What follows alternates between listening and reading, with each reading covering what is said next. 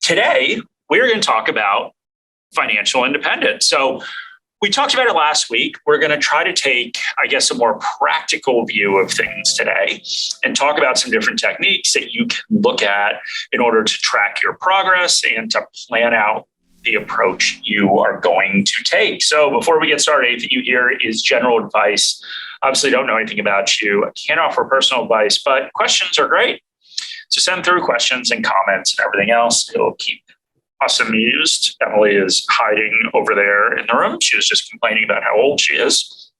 She recently turned 26, which she considers over the hill. So I don't have much to say about that, but hopefully I have something to say about financial independence. All right. So we talked about last week, we talked about a 3-step process to try to gain financial independence. So the first thing was obviously establish an emergency fund, really important because of course this means you're hopefully not having to go in there and sell off some of the longer term assets you own to pay for things that happen.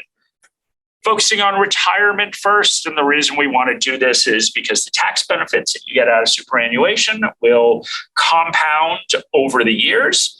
And so the earlier you can get money into an account like superannuation where there is a tax benefit, the better you will ultimately be. And then finally, whatever independence means to you is generating a pool of assets that can help you gain independence. So pre-retirement. And we talked about a couple of different techniques. So one, just creating a pool of assets that you will slowly sell off that can give you some additional money to do whatever it is that you believe is necessary to gain independence. And the other thing is creating this pool of assets that just kicks off income that can either support your life, allow you to retire early, cut back on work, whatever your definition is. So we're going to go through all three of these with a little bit of an emphasis on the second and the third one, and talk about some steps you can take and how you can track that. All right, so quickly we'll go through emergency fund. Not the world's most exciting thing in the world, but this is a pool of money to pay for unexpected expenses. So the first thing, and to reiterate what we said last week, is that the opportunity cost of cash is greater when you're younger. So very simply, once again, you do have the ability to compound returns and riskier assets like shares over the long term if you are young, if you are perhaps 26, for example. So there are benefits to trying to minimize your emergency fund, obviously, without being reckless when you are younger. And so I think it's really focusing on what are those bare minimum living expenses you have in case you lose your job or in case something you own, like a car, like a house, needs urgent repairs. So once again, just a reminder, try to minimize that. The other thing that is good to do with an emergency fund, I think in ways you can actually double up that emergency fund. So the obvious one is putting it into an offset account if you own your own property, because of course that will reduce the interest that you owe on your property, which is a benefit. And there are benefits of paying off your mortgage early, but also can act as that buffer that you're looking for. But there's a whole lot I can say about emergency fund, except for the fact that it's pretty important. And there is, of course, an opportunity cost. But let's move into what is hopefully more interesting. So we're talking about focusing on retirement. I did get a comment on YouTube about this, which was good, which I'll try to answer right now. So how do you go about focusing on your retirement? So remember, what we want to do is try to direct any extra savings we have above the compulsory contribution to super into retirement while we're young.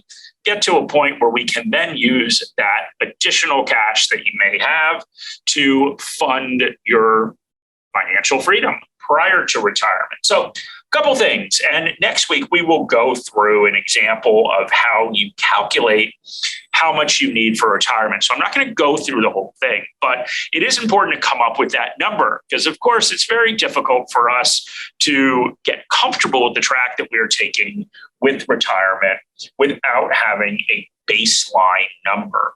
And just because you're doing this when you're still a fair amount away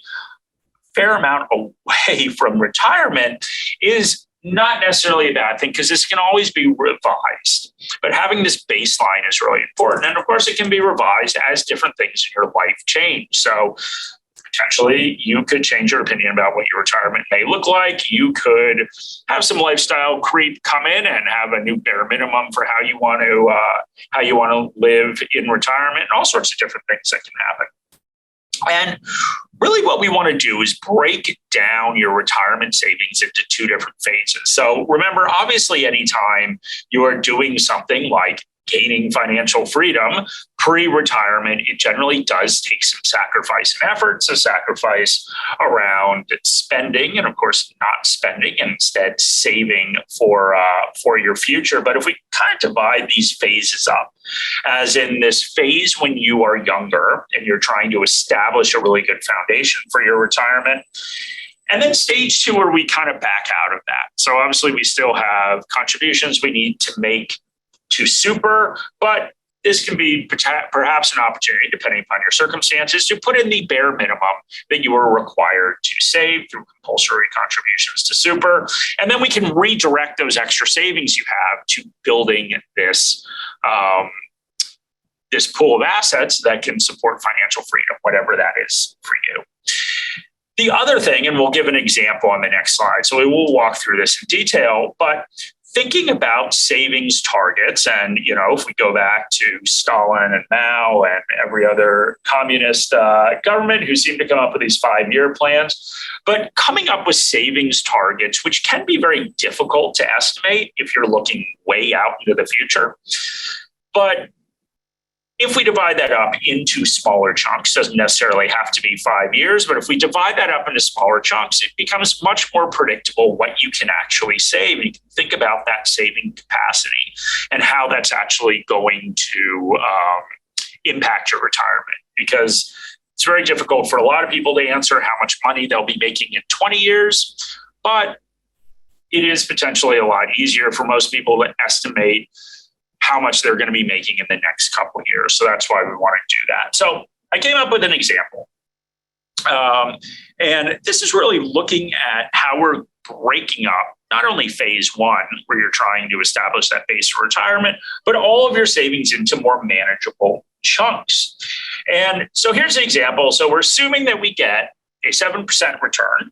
So it is important, obviously, to have a return assumption and also understand the return you need to achieve your goals. But here we're assuming a 7% return, and our goal is retiring at 50 in this example. So this is an early retirement example, and really trying to get to the point where you can direct a lot of your efforts into this kind of financial independence bucket at 35.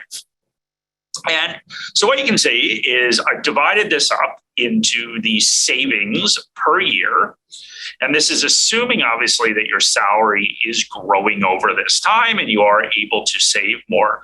But really, by breaking it up into these chunks, we can look at a couple different figures. We can look at how much we could potentially have if we have a 7% return at the end of that 5-year period. And then, of course, we can project that into the future. So this is actually what I did when I was younger, like your age, Emily, is trying to just come up with these little chunks. And there's a couple things we can see from here.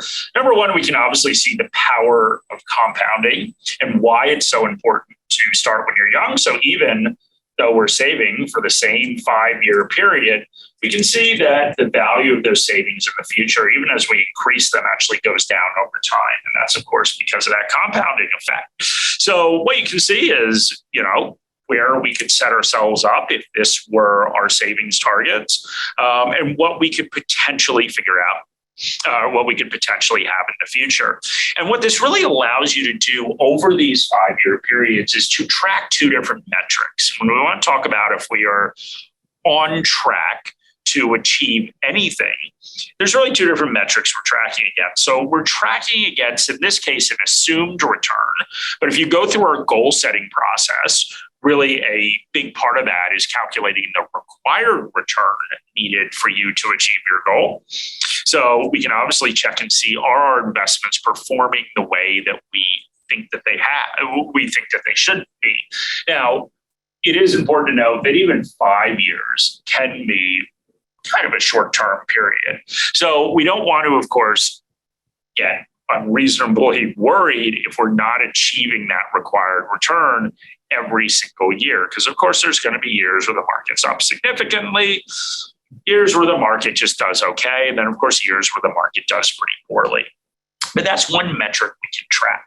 And it's much better to track against a metric like this rather than just looking at the raw performance numbers, because that can, of course, cause you to do things that may not be in your long-term best interest. So tracking that progress over these shorter time periods, looking at return, seeing how we're doing with return, but especially when you're younger, the biggest driver is going to be savings and trying to hit those savings targets and trying to hopefully exceed those savings targets if you have the opportunity to do that. So really what we've done here is the plan would be to try to get in really good shape from a retirement perspective by 35. And we can see this tipping point right here. Obviously, once we reach 35, you can see the savings, even though you would think that a salary would continue to grow over those years. You can see that I've actually reduced that amount we're saving. And the idea is that's only the amount that we're saving in superannuation, right? We're redirecting those savings into different areas. Those areas can, of course, be that pool of assets that we want to generate. And then obviously with super, as your salary grows with the compulsory contributions, that contribution amount will continue to grow as well. So it's kind of an automatic increase in your savings as long as you can continue to grow your salary. But breaking it up into these chunks means we can concentrate very much on what's directly in front of us in a shorter time frame. And then, of course, pivot as situations in our life pivot. All right, so we've got a question. Are these after-tax figures? Okay, so a couple things around the assumption here. So number one, obviously this is just an example. So I can say these are whatever I want them to be, but it is really important to think about tax. So when you are thinking about savings that go into super, you do want to look at what is actually getting put in super. And obviously we're getting that 15% haircut on anything that goes into super. So what we do want to do is we want to look at after-tax savings. So what is actually going into the account? And the reason we want to do that, and I'll sort of show you how I did this, the reason we want to do that is because, of course, we're going to use that to estimate where we may be, which is a good segue into this. The other thing I would say is these total figures right here are obviously assuming that this is in super and you will be able to withdraw them tax-free. So when you're planning for your retirement, it is important to think about that. And obviously there's different things that go into this. There's certainly how much you think you have in super and how much can actually be moved into that pension account and take advantage of that 0% withdrawal rate, 0% capital gains, et cetera. So that's important. The last thing that's really, really important is in the real world, when we talk about returns, we at some point need to figure out or we need to account for tax. And so you can do that in a couple different ways. You can do that obviously by lowering that return. So kind of what's out there and what everyone always talks about, whether it's true or not, over the long term it is that people seem to have this number 10% stuck in their head. That 10% is what the share market over the long term will deliver. Maybe not. There's certainly been periods where it's delivered more. certainly been periods where it's delivered less. But either way, it is good putting a little bit of a buffer in there because, of course, the return on the share market does not include transaction fees. It doesn't include any sort of management fees that you're paying to get that return. So if you are investing in a fund and they're charging you a management fee, those returns don't include that. And those returns, of course, do not include tax. And so even if you're within the super environment, even if that's where your money is, you're still paying 15% tax on any dividends and other income that you receive. You're still paying potentially 15% on capital gains, hopefully a little bit of a discount because you've held it for longer. But just remember that all of those are just detracting from the amount of money that you will have when you retire. So that's why it's good to be conservative with the percentage return that we're putting in there over the long term. And of course, if this was not in a super environment, then of course we have to think, okay, well, at some point I need to sell things off in the future and I'm gonna have to pay my marginal tax rate on that. So really, really important to think about taxes. I've just found that the easiest way is to just be more conservative with that assumption number you're going to put in. And at the end of the day, as I said, you can course correct over time. What's the worst that happens? Well, the worst that happens is you actually exceed that return, you have more money, which is a nice problem to have. So there is, with any plan, it's good to put in a little bit of a buffer. And you can do that by not being too aggressive with that return figure that you're putting in. So it makes me very nervous when a lot of people do these things and they're assuming 10% returns, for example, because we have to realize, okay, well, that might be how the index moves. Is that going to be what you actually get? Which is important. All right, so let's move on. Then we've got a couple of questions, which I'll come back. I was going to show you how to do this. Okay, so it's pretty simple. I am going to use, of course, always me. God, I hope I don't have anything weird on my screen. So I'll just show you very quickly how I did this. So I don't know what page this is on, but that's not. Here we go. This is what I'm looking for. Okay, so very simply, how I'm doing this is basically kind of a two-step process. So I'm in Morningstar Investor. I'm using our portfolio projection tool here, but you can also do this with any financial calculator. You can do it in Excel if you're so inclined. So the first example I had on there is saving for 5 years. You start out with 0. You're saving for 5 years, and you annually are putting in not 75,000. That would be nice. Annually, you're putting in 7,500. We have that 7% return. So we can see here, this is the first step of the process. I'm trying to figure out, okay, where could I be at the end of 5 years? So in this case, saving $7,500 a year for 5 years, 7% return, we're looking at $43,130. So then very simply, I can take that number, and when I divide my life up into these chunks, I can say, okay, that's great. If I have $43,000, all of a sudden this becomes our starting value. We are now putting in $0 in savings, right? Because we're kind of we're treating these as discrete buckets. It's not that you're not going to save, but we're trying to isolate that discrete bucket. And remember, this was saving from 25 to 30. So then at 30, if you are going for retirement at 65, that's your preservation age or what you expect it to be. So all of a sudden we have a 35-year time horizon in here. And that's really, we can look at that total figure. And remember, this is obviously only that total figure from that 5 years worth of savings. You'll continue to save more in the future. But that's really how I built out that slide that we were just on. And it shows how you can think of those 5-year increments for how much you're trying to save. All right. Now let's see if I can figure out a way to get back to my PowerPoint.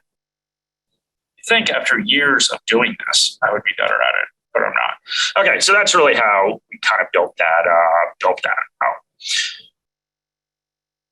The next big bucket, of course, we're looking at is how do we gain independence prior to retirement? So remember, I said that there are two different approaches you can take for this. So one is kind of this idea of a pool of money that you're going to spend down for a specific period of time. And things get a little more complicated here. And that's what we're going to look at first. And later we'll look at income. So a couple things we need to do. Number one, and these things can all change. Remember, it's really important to know that just because there's uncertainty in your life and it's very hard to predict things way into the future doesn't mean we can't plan and have that act as a baseline. So the first thing we need to think about is how long you require this pool of assets to last. And what we're really talking about here is let's take an early retirement scenario, but this could also be a scenario where you just want to generate some cash so you can work less or take a different job or support a different part of your lifestyle. But let's figure out how long we want that pool of assets to last. And this is really important because it's going to influence what we're going to do next. It's going to influence, I did the same thing twice. Yes, I'm an idiot. Anyway, this is going to influence what withdrawal rate you can actually use. So I included this chart again at the back. Here we go. And remember that the shorter amount of time that you need a pool of assets to last, the higher that withdrawal rate can be. So you can see simply on any one of these lines, you see how as we go out further into the future, a safe withdrawal rate, this is at a 90% chance of your money lasting based on historic returns. You can see that, of course, you would need to withdraw less the longer you need that pool of assets to last. So it's really important to come up with that time frame that you need that to last. The other thing, of course, is to consider the ramifications of spending all your money.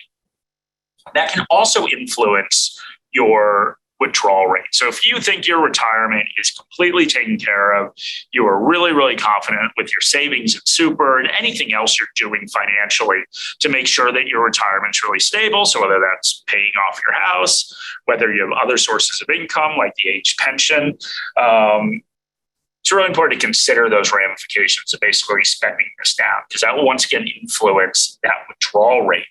So we want to consider this safe withdrawal rate annually. And remember, as I said, if you want this money to last for a shorter amount of time, then of course you can take more of it out.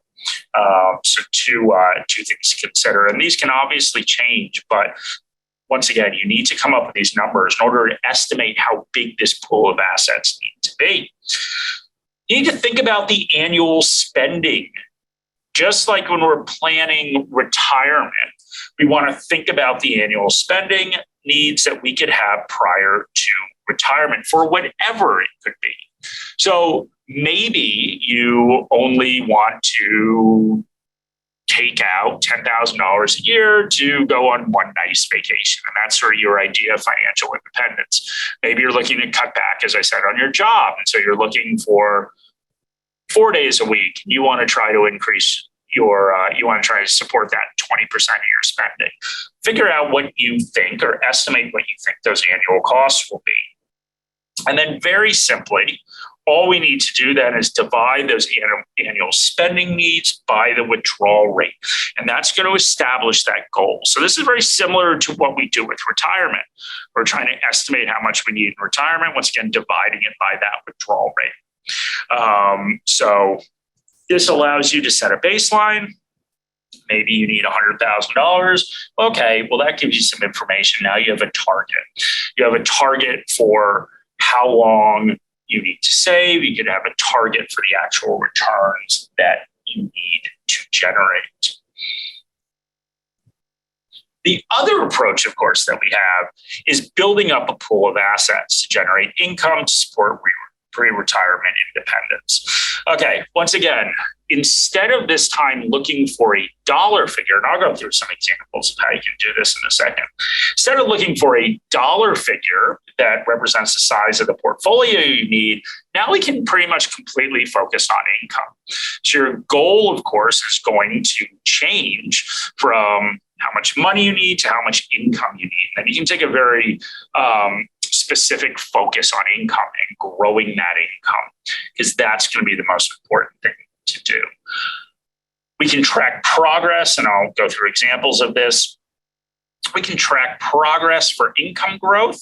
So same thing that we do, that we've done previously. Instead of looking at that rate of return that you're earning, we want to look at income growth. If you need to grow your income by 10% a year to try to reach that income goal, well, that's great. Then we can go back every year and say, did I grow my income 10%? Why? Why not? How can I change my plan? Is the estimate too high? One thing that's very effective with income, which I kind of learned, I don't know about the hard way, but became readily apparent to me as I was trying to do this when I'm younger, is that a phased approach works really well here too. And the reason for this is just how math works. So at the end of the day, let's say you have a very low income base and you're trying to grow income by 10% a year. Well, that's great. The problem, of course, with that is that it's going to be harder and harder to maintain that as your income growth or as your income level gets higher and higher. So it's this law of big numbers. And I talked about this a little bit last week. But dividing this into phases and having different income growth rate targets in each one of those phases can be a really effective way to do this. Now, income is different than a return on your portfolio. And the problem that people run into, and the problem that I ran into, is I set a target for income, which, to be transparent, happened to be 10% when I was younger. And the issue, of course, is that it got harder to maintain that rate, but even lowering that rate doesn't really work mathematically, at least the way that you track this. So even if I sit there and know that intuitively, that I'm trying to generate and grow income for the next 30 years, even if I know intuitively that number will come down, and I say, okay, well, I think I can achieve a 10, 12, 14% rate when I'm really young and I have a small level of income that I'm trying to build off of, I can't just discount that rate, right? I can't just say, okay, well, I know that's going to be harder when I'm older, so I will just reduce it to 8%. I think I'll exceed it when I'm younger. I think it's going to be harder to exceed when I'm older, but it'll kind of average out at 8%. Well, remember, average doesn't really work when we're doing this, because the problem is that's actually going to overestimate how much your income grows later on. Right. So it's the way that compounding works. If we go and we look at the share market, one of the reasons why compounding is so effective, if we go and we look at the share market and we say, okay, I think I can average 7% over my lifetime. Well, that's fine, as long as you average that. But just remember, those returns later on can be completely random because of the share market, right? So we don't know if we have a 7% average, it could be 14% one year, it could be 0% the next year. We don't actually know or particularly care about when those returns occur, as long as we are getting that average over the long term. Now, we do care very much as we're approaching our goal, but it doesn't really work that way with income growth because there's less volatility, right? You're not going to get a year, you could, but you're hopefully not going to get a year where your income growth is negative 10% and then 1 year it's 20%. That's probably not going to happen, because it's going to be very difficult for you, of course, to grow your income 20% a year. So just remember that setting up a phased approach is a little more realistic around income, where those returns aren't so much random in a year, but hopefully something that's steadily growing with a reducing growth rate. So just something to think about. So before I do some examples, I think we have some questions.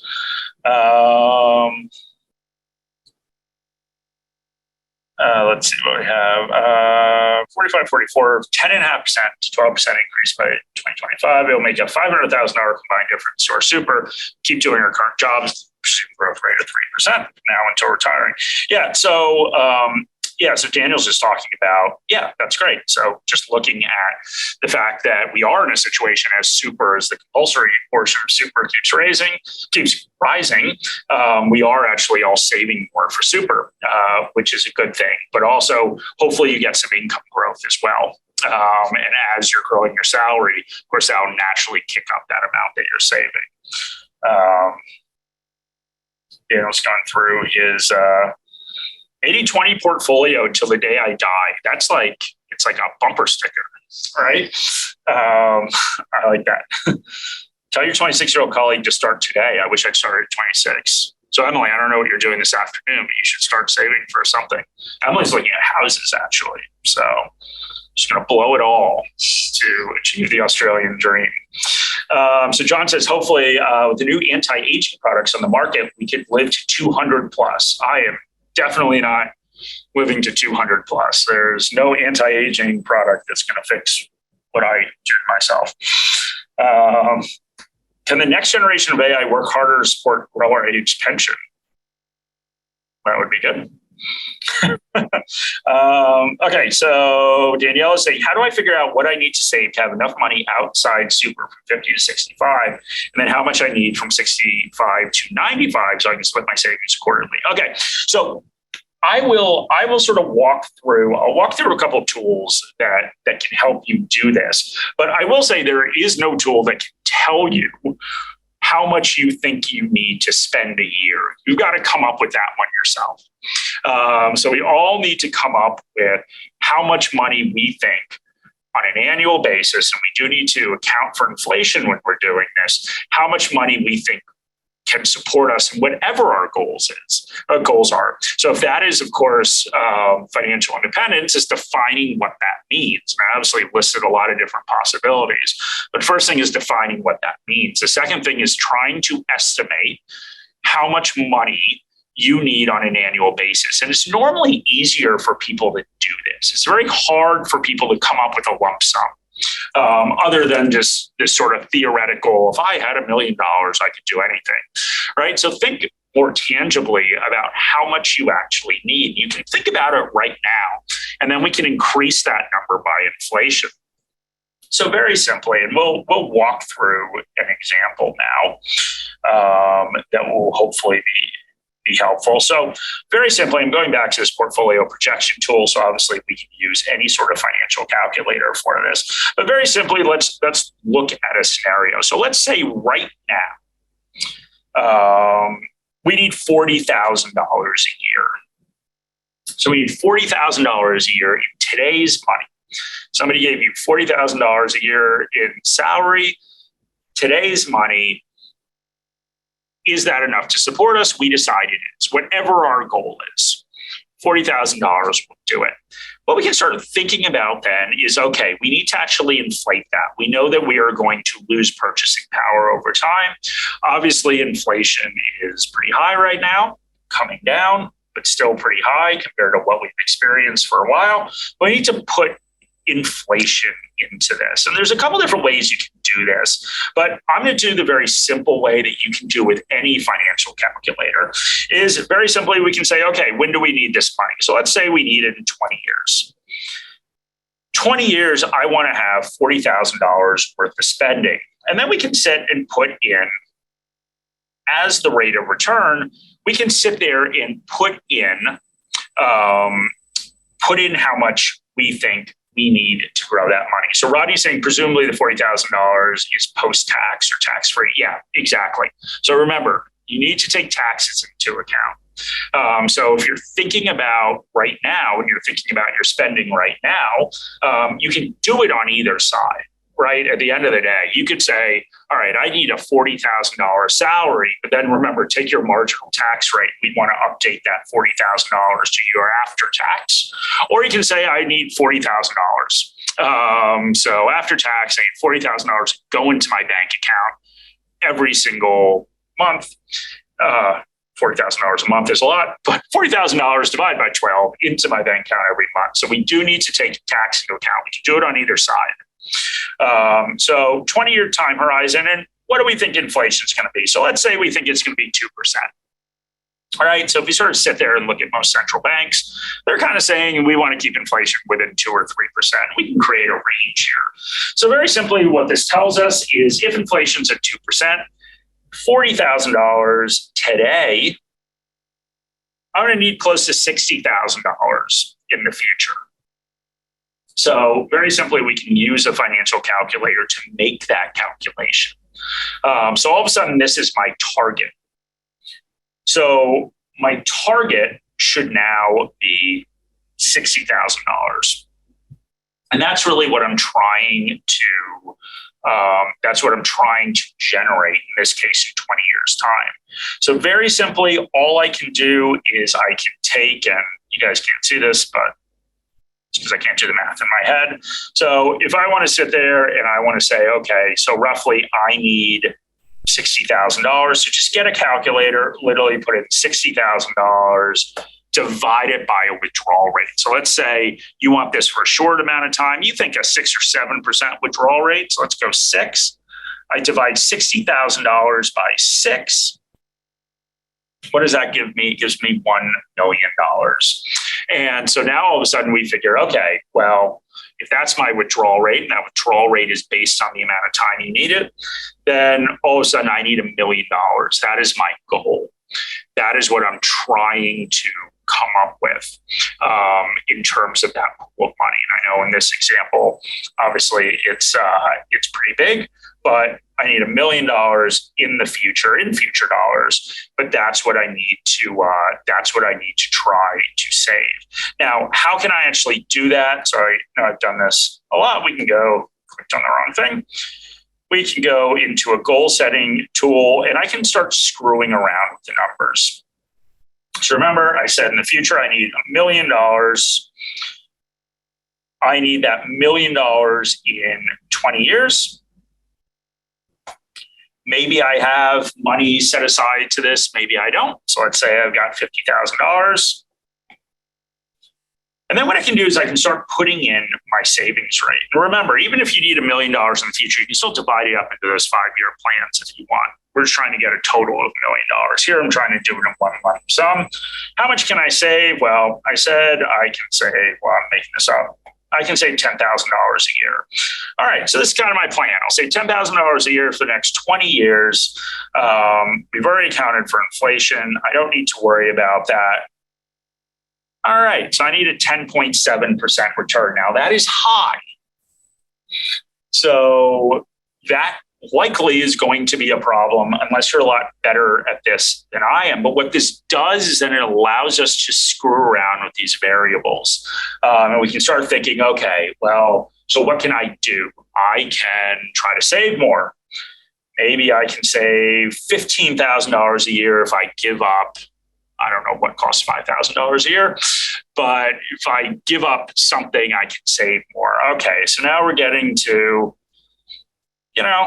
a more realistic return, but potentially a little bit high. Rodney has another great example. What if I sit there and I say, okay, maybe I don't need $1 million. Let's say I only need $900,000. I can figure out what that impact is going to be. Because remember, we have a 6% withdrawal rate. So I took $100,000 off that. So that means the amount of money I'm pulling out is going to drop by $6,000. All right. So instead of $60,000, I'm getting $54,000 a year. Well, maybe I can live with that. And maybe I'm much more comfortable with this number right there. Maybe I can wait a couple of years longer. Maybe I'll wait 2 extra years. I'll work 2 extra years. So what you can see is just by going in and kind of screwing around with these variables, we can start figuring out, okay, what's realistic, both in my savings capacity and the return that I think I can earn. And then I can try to mess around with those other variables. Well, maybe I need a little less money. Maybe I can make do. Maybe the fact that I am independent and not working is worth waiting a couple more years. Maybe it's worth downgrading my lifestyle a little bit. Those are all decisions that you can make. But at least going through this process allows you to actually make those decisions. So I've got a couple more questions.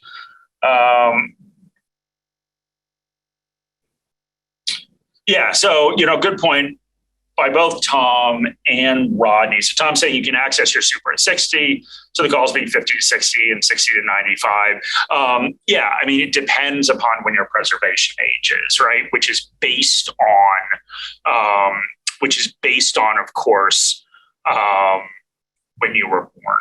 And yes, it's likely that preservation age will keep increasing. So those are variables that you can, of course, adjust as you go along. And Rodney said that as well. All right, so we got. Okay, yeah, Dallas has a quote. After retirement, have a real budget of fixed amounts that you absolutely need. Everything after that is income, is fun money. But of course, have an emergency fund is basically what he's saying. So he's saying he's been doing this for the last 13 years. And looking at his average return. Yeah. So, very simply, it is good, obviously, to divide up your life into what are the things I absolutely have to have. So whether that's shelter and food, and, we can all set the absolutes. And then there's the nice things to have, like, oh, I'd love to go to Europe every year. But that is a way that we can also set kind of those minimum amounts that we need. And then hopefully everything after that that we have, we can just use to enjoy ourselves. So John says, does a defined benefit do the same thing? So I assume we're talking about a defined benefit. So obviously there are defined benefit plans, which is how life used to be, where somebody would come and tell you that based on your job or based on certainly what the government sets, that you will receive a certain amount of money for life. Well, that's basically what I'm calculating here at the end of the day. We move to these defined contribution plans, or we put in a certain amount of money, and we have to figure out how to translate that portfolio into an income. But yeah, a defined benefit, at the end of the day, makes this whole process a lot easier, right? The risk then is on the defined benefit provider. The risk of you living a really long time, the risk of poor market conditions impacting the investment returns, all the risks on their side. But in sort of the current super system, if you are not getting the age pension, all the risk is on you. Now, there are ways, of course, that you can turn your portfolio into a defined benefit plan, namely annuities. So you can go out there and quote unquote purchase all sorts of different types of annuities, but you could purchase a lifetime annuity. So you're translating the amount of money you have into the amount that you can spend, or the amount of money that will be given to you by the annuity provider every month. So there are ways to do this. But yeah, basically we're all left on our own to figure this out. So what about accounting for tax and inflation? Now, remember, I accounted for both already. So there are multiple ways we can account for inflation. I accounted on the last page that we were on, back when we were doing that portfolio projection, I turned the $40,000 of today's spending into $60,000, which is what I expected it to be in 20 years. $60,000 in 20 years would buy me the same amount of stuff, the same lifestyle that $40,000 would buy me now. So I accounted for inflation there. So I pre-did that, and I accounted for tax by saying that $40,000 is after tax. So whether that's in a tax-free account, whether I'm just sitting there and doing the math on that. So we have accounted for both of those. But yeah, it's a good point. Defined benefit pensions are the golden goose. Yeah, they sound pretty nice some days. All right. So Danielle is saying, if I had a lump sum of money, $100,000 plus, it's better to drop all into super investments in one lump sum for dollar cost average for the best returns for retirement. All right. So this is a question that comes up a lot, and it's a really, really good question. So let's talk about theoretically. Theoretically, it is better to invest with a lump sum. Now, I know a lot of people are probably sitting there shaking their heads, but let me explain the math behind this. So a lump sum at the end of the day is, of course, you are taking the whole $100,000 and just investing it today, rather than dollar cost averaging, where I'm saying, okay, well, maybe I'll invest $10,000, however you want to divide it up, $10,000 a month for the next 10 months until that money is gone. So on average, the share market goes up.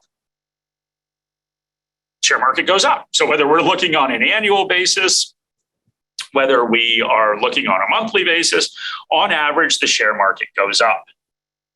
Now, of course, that means that the best time to invest is right now, and invest right now with everything. Now, the problem we get into so mathematically, it is a lump sum. Now, the problem we get into, of course, is we don't know the future. And so, share market could drop 20% next month. I have no idea.